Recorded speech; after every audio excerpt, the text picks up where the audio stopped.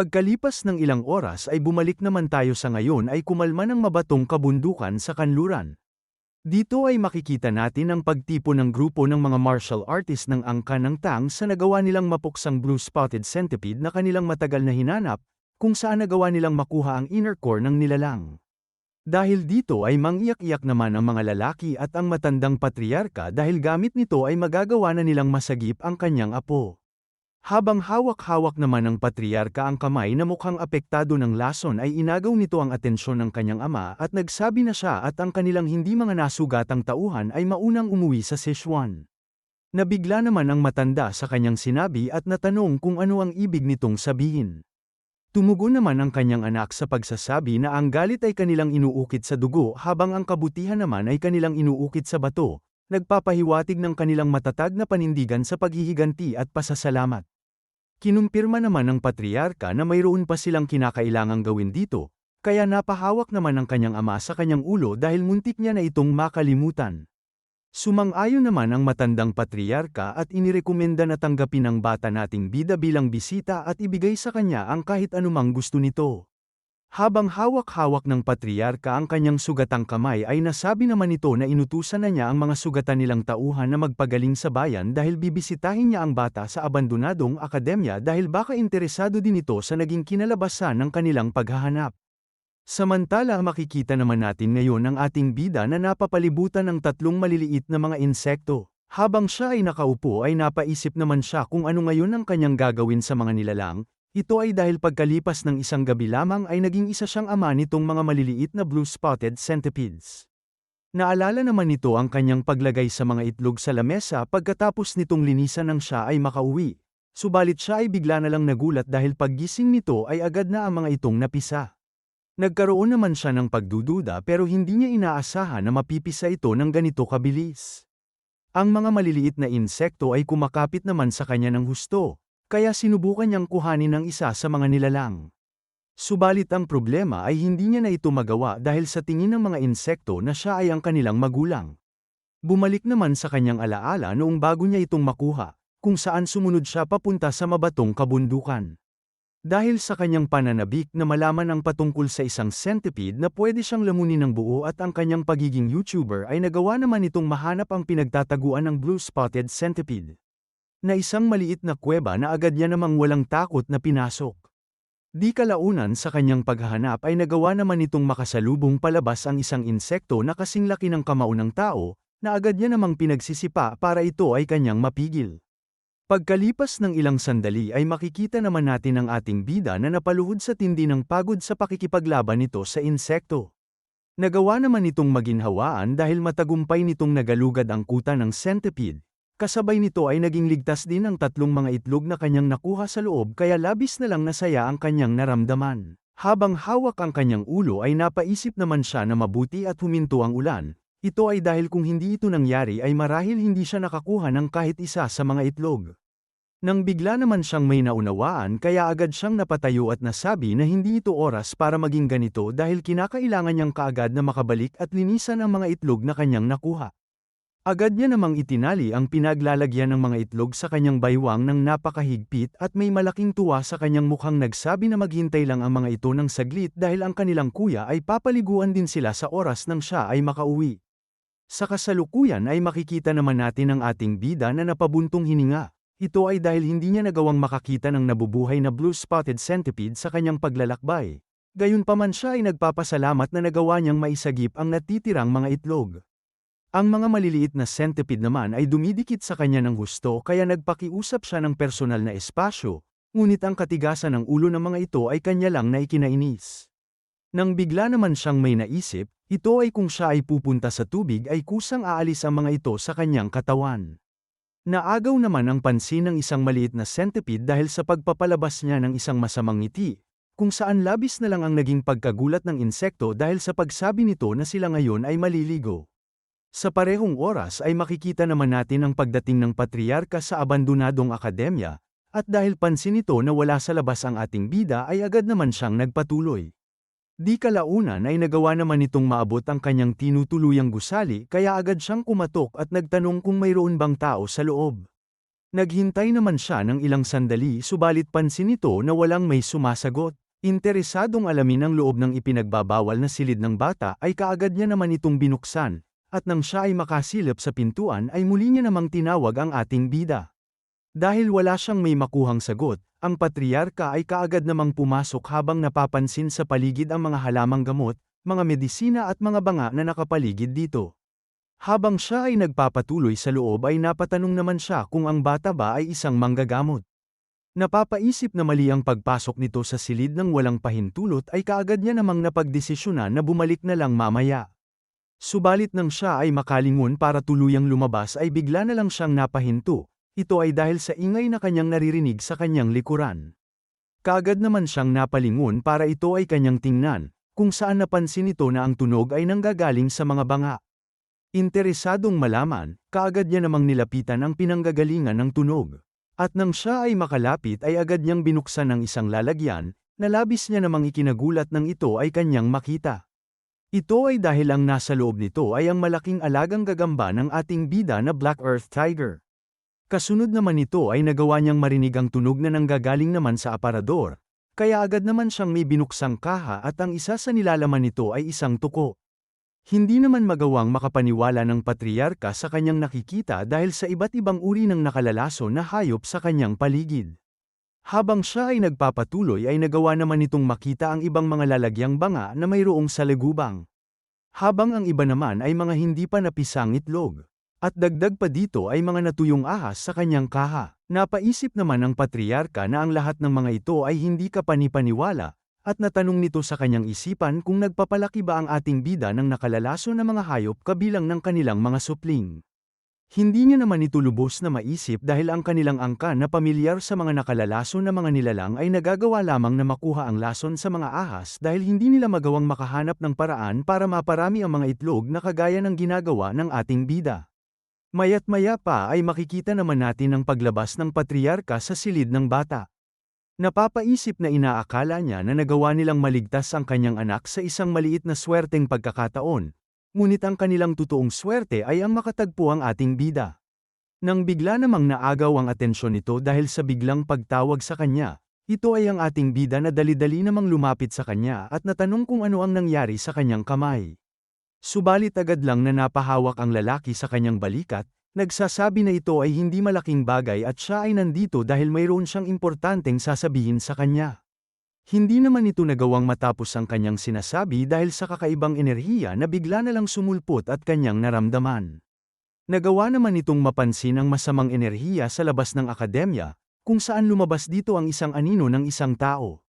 Ito naman ay nanggagaling sa isang mabagsik na individual na mayroong peklat sa kanyang kabilang mukha at mayroong matatalim na mga ngipin na mukhang kalaban ng angkan ng Tang.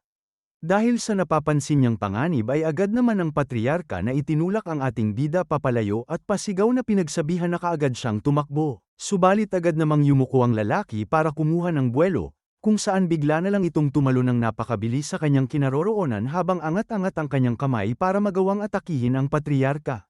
Nang siya ay makalapit ay kaagad niya namang inatake ang patriarka gamit ng kanyang kamay, ngunit nagawa niya naman itong maharang gamit ng kanyang sugatang braso. Gayunpaman ay nasuka siya ng dugo dahil sa lakas ng ginawa nitong pag-atake. Ang kanyang kalaban ay bigla namang nagpakawala ng isa pang pag-atake gamit ng kanyang enerhiya. Na siya namang kaagad na tumama sa kanya kaya siya ay napaupo sa lupa. Habang pinapahiran ang dugo na lumalabas sa kanyang bibig ay naisip niya naman na ang delikadong lalaki ay mayroong kapantay na kapangyarihan sa kanyang ama, kaya inutusan niya ang batang lalaki na agad na umalis. Subalit siya ay huli na dahil nagawang makuha ng kanilang kalaban ang ating bida at walang awa itong sinakal. Habang ito ay kanyang ginagawa ay may tuwa naman itong nasabi na narinig niya na ang mga bastardo na galing sa angkan ng Tang ay pumunta sa lugar ng Hainan kaya siya ay pumunta dito. Dagdag pa nito na hindi niya inaasahan na ang anak ng isa sa tinaguriang pinakamalakas na Poison Master ay nasa ganitong sitwasyon at mag-isa lamang.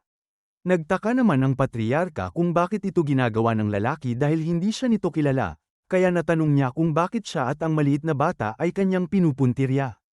Kaya habang patuloy na sinasakal ng kalaban ang ating bida ay nasabi naman nito na hindi ba nito nakikita ang kanyang mukha at ang kanyang namumulang kamay. Ito ay dahil siya ang tinaguriang blood hand na si Tak Unyang at ang kanyang ama ang dahilan ng kanyang mukha kaya nandito siya para maghiganti. Nagawa namang maalala ng patriarka kung sino itong lalaki dahil narinig niya na siya ay nagawang matamaan ng kanilang teknik na poison palm sa kanyang mukha at nahulog sa bangin kaya hindi naman ito mapaniwalaan na siya ay patuloy pa ring nabubuhay. Pasigaw namang nagpakiusap ang lalaki sa kanilang kalaban na hayaan na lang nito ang bata na makaalis dahil ibibigay niya sa kanya ang kanyang buhay. Subalit mas lalo lang hinigpitan ni Tak Unyang ang pagkakahawak sa leeg ng ating bida at nagsabi na papatayin niya ang lahat ng mga tao na nagawang makasalamuha ang angka ng Tang. Napakagat naman ang patriarka sa labis na pagkainis dahil pansin nito na wala siyang planong pakawalan ang batang lalaki.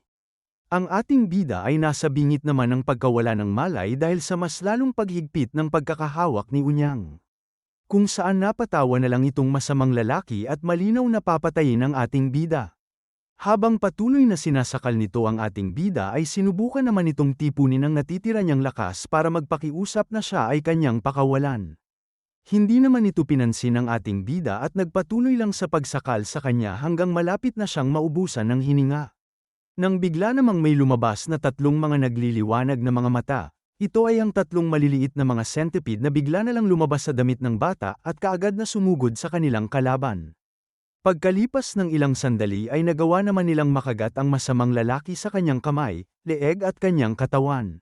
Hindi naman siya kaagad nakapag-react sa pangyayari kaya labis niyang ipinagtaka kung ano ang ginagawa ng mga centipede dito. Sinubukan niya namang alisin itong mga insekto sa pag-aakalang hindi naman siya masasaktan ng mga ito. Nang bigla naman siyang nasuka ng dugo dahil sa mga lason na kanyang nakuha sa mga maliliit na nilalang, kung saan pagkalipas lang ng ilang sandali ay kaagad siyang napaluhod sa lupa. Hindi nagtagal ay tuluyan naman itong natumba sa harap ng ating bida habang napupuno ng lason. Hindi naman mapaniwalaan ng bata na nagawang tumalab ng lason ng ganito kabilis sa malakas na lalaki ng ganito na lamang kaya siya ay natigilan sa kanyang kinaroroonan. Agad namang tumayo ang bata at napatanong sa patriarka kung ang lalaking ito ay tunay bang masamang tao habang siya ay sinisipa para tingnan kung ito nga ba ay namatay. Napanganga naman ang lalaki sa pagkagulat dahil hindi nito mapaniwalaan na nagawang matalo ng bata ang kanilang kalaban na singlakas ng kanyang ama. At pagkalipas ng ilang sandali ay nagbago naman ang mukha nito sa pagpapalabas ng malaking ngiti habang napapaisip na itong batang lalaki ay kinakailangang maging parte ng kanilang pamilya. Maya't maya pa ay makikita naman natin ang bata na mayroong hawak na isang patpat habang sinusundot ang ulo ng masamang lalaki, napapaisip na tunay nga itong namatay. Pagkalipas ng ilang araw pagkatapos na mamatay nitong kanilang kalaban na tinaguri ang Blood Hand ay pumunta naman tayo sa loob ng silid ng ating bida. Makikita natin dito na kanyang inaalagaan ang patriarka na ngayon ay nakahiga dahil sa sama ng kanyang pakiramdam. Dahil sa kanyang pag-aaruga ay nagpasalamat naman itong lalaki sa ating bida, subalit pinagsabihan naman siya nito na sa halip na magpasalamat ay sabihin nito kung nasaan ang kanyang mga kasamahan para ito ay kanyang mahanap. Subalit napaisip naman siya na hindi niya magagawang iwan ang lalaki sa kanyang sitwasyon at hindi din siya makakatawag ng manggagamot kaya sinabihan na lang siya ng patriarka na huwag siyang mag-alala dahil siya ay gagaling din naman pagkatapos ng ilang araw ng pagpapahinga. Nagtaka naman itong bata dahil napakakalmado ng lalaki kahit na nasuka ito ng maraming dugo. Ngunit sinabihan lang siya nito ng may ngiti sa kanyang mukha na siya ay maayos lang dahil siya ay isang martial artist. Natanong niya naman kung ano ang ibig nitong sabihin dahil ito ay hindi pamilyar sa kanya. At dagdag pa nito na kung ito ba ay isang uri ng mga tao na nagagawang makalipad at nakakapagpalabas ng mga apoy. Napatawa naman ang lalaki sa kanyang mga sinabi at ipinaliwanag na hindi lahat ay magagawa ito subalit isa ito sa konsepto ng pagiging martial artist. Namamangha namang napaisip ang ating bida na tunay ngang kakaiba itong mundo kesa sa kanyang dating buhay dahil ito rin ay mayroong centipede na kasing laki ng isang bahay. Iminungkahi naman ng patriarka ang pagpapasalamat sa ating bida dahil sinagip nito ang kanyang buhay kaya siya ay mayroong malaking utang sa kanya. Dagdag pa nito na siya ay hayaan niyang maayos na magpakilala sa kanya kahit na sa ganitong sitwasyon, kung saan nasabi nito na siya ay si Tang Chulsa na galing sa angka ng Tang. Kaya agad naman na nagpakilala ang ating bida bilang si Wei Soryong. Napangiti naman ang patriarka dahil ito ay isang magandang pangalan dahil ang Soryong ay nangangahulugan bilang maliit na dragon. Muli naman itong tinawag ang ating bida at natanong sa kanya kung pwede ba siyang magtanong, na agad namang pinasang-ayunan ng bata. Dahil napapansin nito ang mga nilalang sa kanyang katawan, natanong nito kung ito ba ay mga nakalalaso na mga centipede. Naagad naman na muling pinasang-ayunan ng ating bida sa pagsabi na ito ay mga maliliit na blue-spotted centipede. Sa tindi ng kanyang pagkabigla ay nagawa namang bumangon ng patriarka sa kanyang pagkakahiga at natanong kung tunay ba nitong nagawang mapaamo ang ganitong mga nilalang. Dagdag pa nito na nagawa niya ding makita ang mga iba pa niyang mga alaga habang naghihintay sa kanya noong siya ay wala. Hindi naman kaagad nakasagot si Soryong at nagpalabas na lang ng kinakabahang ngiti. Subalit pagkalipas ng ilang sandali ay nagsabi naman siya na ito ay magiging mahabang kwento kaya maayos lang ba ito sa patriarka. Na kanya namang sinagot na hindi niya ito alintana kaya siya ay magpatuloy. Kaagad naman itong sinimulan ang pagkwento sa patriarka tungkol sa kung papaano nito nakuha ang mga itlog ng blue-spotted centipede. Pagkatapos nitong maikwento ang lahat, makikita naman natin ang labis na pagkabigla sa mukha ng lalaki dahil hindi nito mapaniwalaan na nagawa niyang maalagaan ang mga maliliit na centipede simula nang hindi pa ito napipisa. Kinumpirma naman ng ating bida na nagagawa din itong mahulaan kung kailan mapipisa ang mga itlog kaya napatanong na lang ang lalaki sa kanyang isipan kung papaano niya itong nagagawa. Maya't maya pa ay binuksan naman ni Soryong ang kanyang mga kaha sa kanyang aparador, kung saan inilabas nito ang dalawang mga malalaking butiki na kanyang alaga at habang ito ay kanyang hawak sa kanyang mga palad ay ipinakita niya ito sa patriarka. Ipinaliwanag naman nito na ang kanyang hawak ay isang ordinaryong butiki na mayroong kulay dilaw na mga guhit sa katawan habang kulay puti naman ang nasa buntot nito. Kasunod nito ay ang isa namang butiki na kanyang sariling ginawa na purong puti ang nasa buntot at dalawa lang ang kulay. Pinagmasdan naman ng mabuti ng lalaki ang kanyang ipinakitang butiki, at nang ito ay kanyang maunawaan ay labis naman ang kanyang pagkabigla kaya natanong niya si Soryong kung ito ba ang pinakaunang butiki na may ganitong kulay. Na pinasang-ayunan naman ng ating bida sa pagsasabi na ito ay kanyang mismong ginawa sa pagbibreed ng iba't ibang klase ng butiki. Napalunok naman ang patriarka sa kanyang nalaman at muling natanong sa kanya kung ibig ba nitong sabihin ay magagawa nitong maipares ang mga nilalang na mayroong mga malalakas na lason para makagawa ng mas malakas pa. Saglit namang napaisip si Soryong at sinagot siya na ito ay posible. Dahil sa kanyang sagot ay nagawa namang mabato ng patriarka sa kanyang kinaroroonan. At pagkalipas ng ilang sandali ay hindi na nito pinatapos ang ating bida sa kanyang sinasabi at kinumpirma kung ito ba ay talagang posible.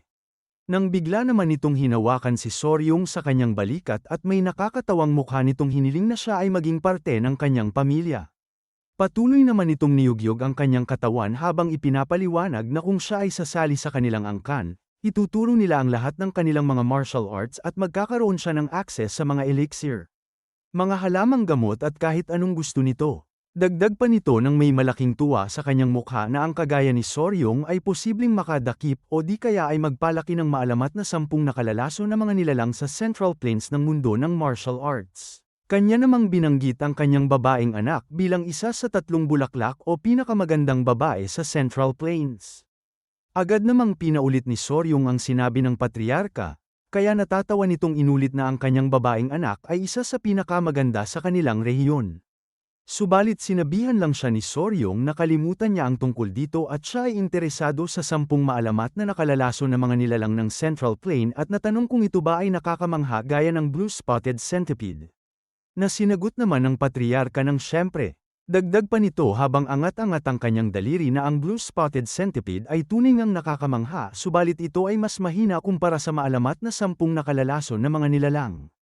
Inilarawan naman nito na kabilang dito ay ang higanteng alakdan, ang gintong palaka na nagliliwanag na tunay na ginto at marami pang iba na mas nakakamangha pa dito. Pansin naman ng patriarka ang labis na pagkamangha sa mukha ng ating bida kaya naunawaan nito na nagawa niyang mapasali ang bata sa kanilang angkan. Pagkalipas ng 2 araw ay binisita naman ng kanyang mga tauhan ang kanilang leader sa abandonadong akademya, kung saan nagulat naman ang mga ito ng kanyang sinabi na ang kanilang kalaban na tinaguriang Bloodhand ay nagpakita dito. Ipinaliwanag naman ng patriarka na siya ay nagtago at mas lalong pinahusay ang kanyang kakayahan kaya naabot nito ang lebel malapit sa kanyang ama. Kaya may malaking tuwa namang nasabi ng isa sa kanyang tauhan na dahil nagawa niya itong matalo ay nagawa nitong maabot ang realm ng 10,000 poison. Kaya agad naman nila itong binati. Subalit may ngiti lang silang sinagot ng kanilang leader na hindi niya ito nagawa, Ito ay dahil ang nagawang makapatay sa kanilang malakas na kalaban ay walang iba kundi ang ating bida na si Soryong. Agad naman ang isang lalaki na hinawakan ang kanyang kamay at nagbigay ng pasasalamat. Natanong naman nito kung maaari ba na siya ay isang elder sa martial arts na muli lang na nagmukhang bata. Dahil sa walang tigil na pagtanong ng mga lalaki sa ating bida ay sumali naman ang patriarka at nagsabi na hayaan nilang magpaliwanag si Soryong para sila ay magkaunawaan. Saglit namang napaisip ang ating bida, at pagkalipas ng ilang sandali habang hawak nito ang kanyang damit ay tinawag niya naman ang kanyang mga alaga para lumabas. Naagaw naman ang atensyon ng mga lalaki dahil sa biglang paggalaw ng kanyang damit, at maya't maya pa ay makikita natin ang paglabas ng tatlong maliliit at cute na mga insekto sa kanyang damit. Nabibigla sa kanilang natuklasan, natanong ng lalaki kung hindi ba ito mga centipede, na sinagot naman ni Soryong na ito ay mga blue centipede at sila ay ang dahilan kung bakit nagawa nilang matalo si Tak Unyang. Namangha naman ang mga lalaki dahil sa talento nito na magawang maamo ang mga blue-spotted centipede na kilala bilang isa sa mga nakalalason na hayop. Natanong naman ng isa pang lalaki kung papaano niya itong ginawa, na sinagot naman ng patriarka na siya ay mayroong pambihirang talento kaya determinado siyang pasalihin si Soryong sa kanilang angkan kahit na ito pa ay kanyang pinag-iisipan sa ngayon. Bigla namang naagaw ang kanilang atensyon papunta sa patriarka, ito ay dahil bigla na lang nitong iniangat ang kanyang kamao habang nagpapalabas ng kulay asul na aura at nagsasabi na sa palagay niya ay dapat na silang kumilos ngayon dahil hindi nila kailangan ng anumang karagdagang pagkaantala. Kaya natanong ni Soryong sa kanya kung mayroong pa ba siyang hinahanap, subalit naging tahimik lang ng saglit ang lalaki. Pagkalipas ng ilang sandali ay ipinaliwanag naman nito na ang Blood Hand na si Tak Unyang ay nag-ensayo ng martial art na tinatawag na Blood Hand Poison Claw. Ito ay isang kakilakilabot na masamang sining dahil kinakailangan ito ng dugo ng tao at utak ng buto para maabot ang partikular na antas sa martial arts, kaya labis namang natakot si Soryong sa kalupitan ng uri ng martial art na ito. Nagpatuloy naman ang patriarka, nagsasabi na marahil ay nag-iwan ito ng mga sekretong scroll o di kaya ay disipulo kaya kinakailangan nilang ubusin ang lahat ng banta sa hinaharap para masigurado na ang masamang martial art na ito ay hindi na muling makakapagpatuloy sa mundo. Habang angat-angat niya ang kanyang kamao ay kanya namang nasabi na kung mayroon man ang mga ito na nahuling mga tao ay kinakailangan nila itong palayain, na agad namang pinasang-ayunan ng kanyang mga tauhan. Bumaling naman ang atensyon ng leader sa ating bida at natanong sa kanya kung siya ba ay kanilang tutulungan. Ito ay dahil sa kanyang pagiging pamilyar sa heograpiya ng isla ng Hainan. Napaisip naman si Soryong sa kanyang sinabi, kung saan naisip nito na ang pagsali sa angka ng Tang ay nangangahulugan ng panghabang buhay na posisyon at ito ay mabuti dahil kinakailangan din itong malaman kung anong klaseng angkan ang kanilang pamilya. Kaya pagkalipas ng ilang sandali ay kaagad niya namang tinanggap ang kanyang alok, ngunit nasabi niya na siya ay tutulong lamang pagkatapos na tuluyang gumaling ng patriarka. May malaking tuwa namang nasabi nitong lalaki na ito ay ang tamang desisyon. Kaya may malaking ngiti naman itong sinagot na dapat lang siyang tumulong dahil ito ay para sa pagsagip ng mga buhay. Subalit sa kanyang isipan ay gagamitin niya lang ang pagkakataong ito para malaman kung anong klaseng lugar ang angka ng Sichuantang. Dagdag pa nito habang nagpapalabas ng masamang mukha na gagamitin niya ito para makakuha ng karagdagang kaalaman.